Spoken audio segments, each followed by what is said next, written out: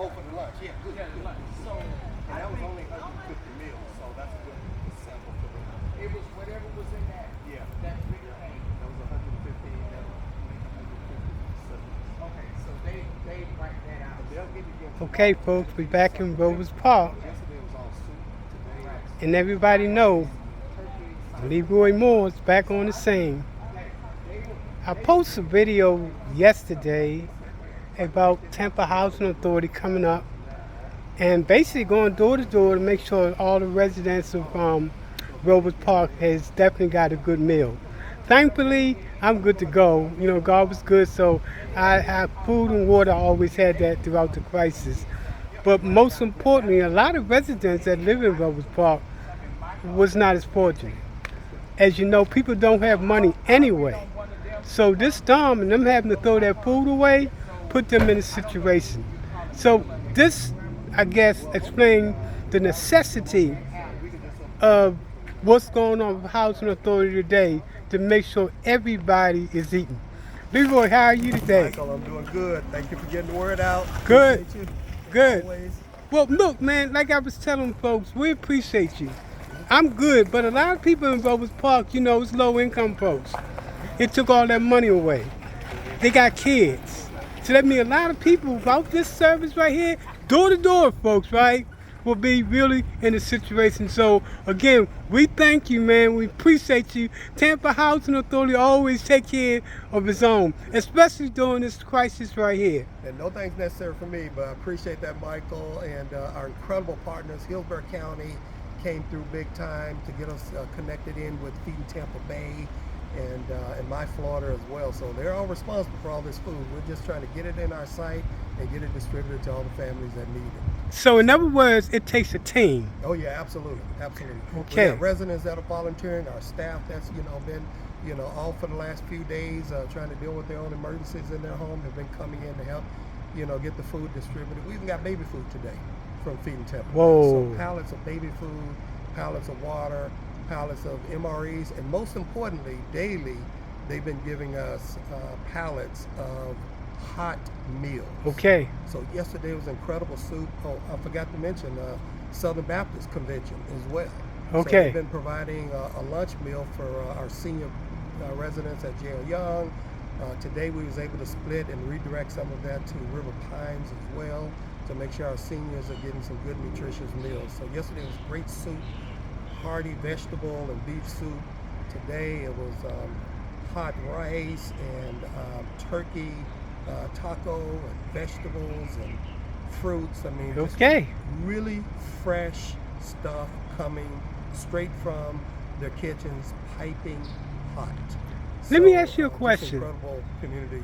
What would happen if we didn't have partnerships? Let's talk about the value of partnerships. Yeah, absolutely. If we didn't have those partners, we would not be able to get the food delivered to these communities like we have. Even our contractor partners, who've been coming to our site, cutting down the trees that are preventing people from getting in and out of the properties, them being on call. And everybody got hit during this storm. They had either power outages personally, or they had water in their homes personally. But for them to be able to sort their situations out at home enough to be able to get to the site and get work done at the same time or get volunteer hours delivered, that's what a community is.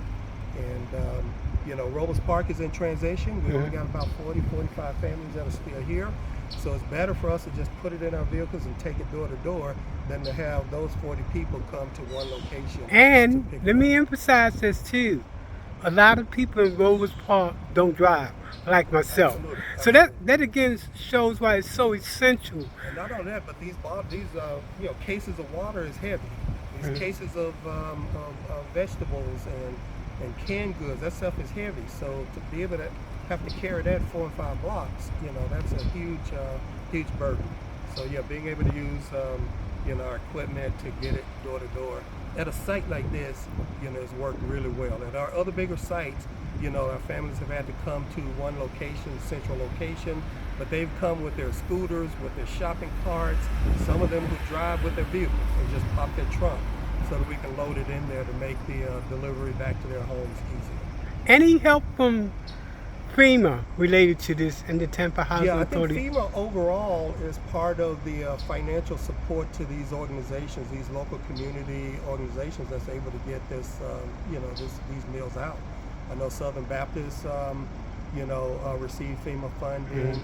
I think Feeding America is the parent company for Feeding Tampa Bay, but Feeding Tampa Bay has just been awesome from day one. They hooked us up with the chef for the University of Miami, who literally came to Pinellas County and cooked some incredible meals, on day one, that we were able to feed 450 families at J.L. Young, due to that donation. So they've got a lot of different partners, a lot of different people that's been coming together throughout the state to get food, hot food.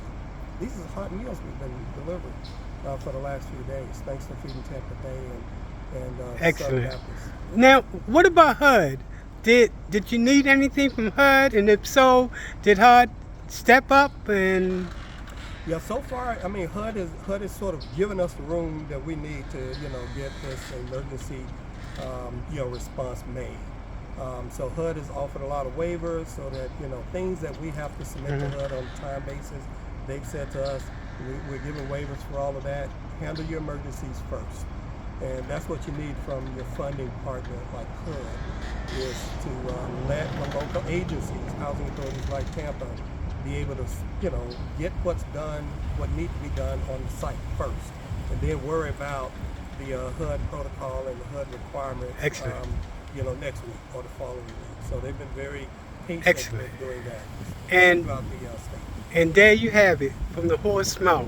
Leroy, I want you to know that everybody in Rovers Park really appreciate what Tampa Housing Authority is doing. Oftentimes, the poorest of the poorest, especially during crisis, have been forgotten. And what I can say about the Tampa Housing Authority is that they treat you right, no matter what your income is. And that's evident in the fact that they're out again today. Those of you that was part of that video yesterday, in our first hour, we got 1,000 hits. 1,000 hits. And we know we're going to do the same today, because this is real people looking at what people are going through in crisis, and what are partnerships and what are stories to tell, because so many people did not fare well in our community. Absolutely. So Leroy, I want to thank you, appreciate you for your time. I know you got to get back out there and get the food out. Thank you, and we Mike. appreciate Love you. man. Thank you, love you, man, too, my brother. Thanks, man, appreciate you.